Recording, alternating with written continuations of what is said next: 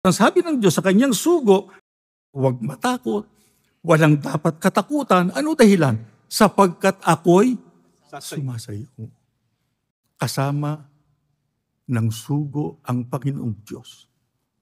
Kaya nga kasama rin natin ang ating Panginoong Diyos sapagkat tayo ang bunga ng pagsusugo ng Diyos sa mga huling araw na ito.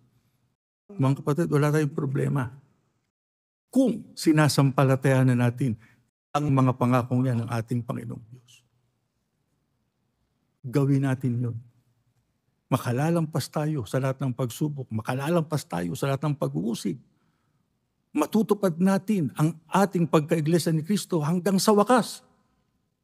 Pagka tayo sumampalataya sa mga pangakong yan ng ating Panginoong Diyos.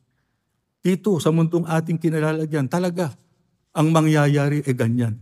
Alam na natin yun. Pero alam din natin, mangyari man ang mga bagay na yan, meron tayong mapanghahawakang tutulong sa atin na tunay na makatutulong. Walang iba kundi ang ating Panginoong Diyos. Huwag kayong bibitiw sa inyong kahalalan. Huwag niyong ipagpapalit ang inyong pagkaiglesia ni Kristo. Pagka dumarating ang anumang uri ng pagsubok sa inyong buhay, manangan kayo sa mga pangako ng ating Panginoong Diyos at makararating tayo sa hangganan.